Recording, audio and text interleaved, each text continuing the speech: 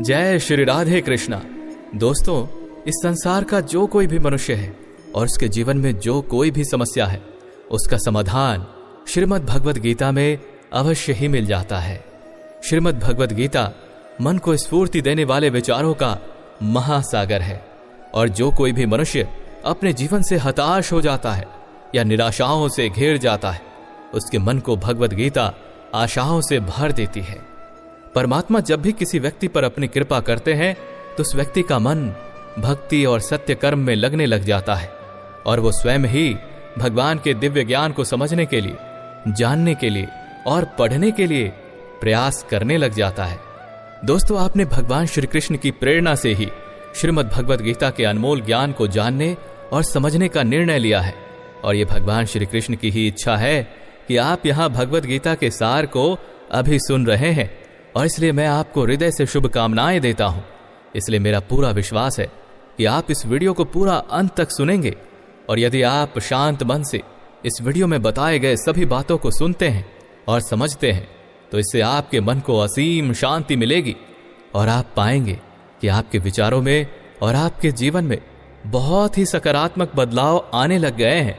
और ये मैं पूरी विश्वास से कह सकता हूं कि इस संसार में जो कोई भी इंसान इस भगवद गीता के सार को अंत तक सुनता है, समझता है और अपने जीवन में उन सारी सकारात्मक विचारों को अमल में लाता है तो उसे अपने जीवन में आने वाली हर समस्या और परेशानी का समाधान निश्चित ही मिल जाएगा।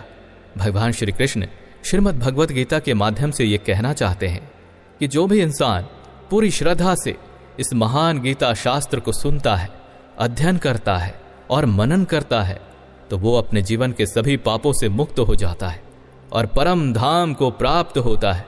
और यही कारण है कि जिस भी घर में श्रीमद् भगवद गीता का पाठ हर रोज पढ़ा जाता है या सुना जाता है तो उसके घर में कभी कोई परेशानी या संकट आने का दुस्साहस नहीं करती और साथ ही वो घर सुख, संपत्ति, धन, वैभव और आनंद से भर जाता है क्योंकि उस घर में भगवान श्री कृष्ण की कृपा और आशीर्वाद हमेशा बनी रहती है।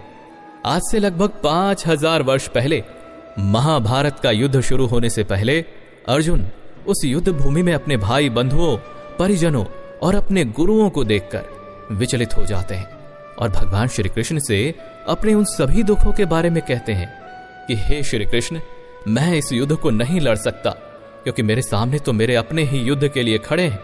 मैं पितामह भीष्म और गुरु द्रोणाचार्य से कैसे युद्ध लड़ सकता हूं? ये दोनों मेरे लिए पूजनीय हैं और इन गुरुजनों को मारने से मुझे क्या ही मिल जाएगा?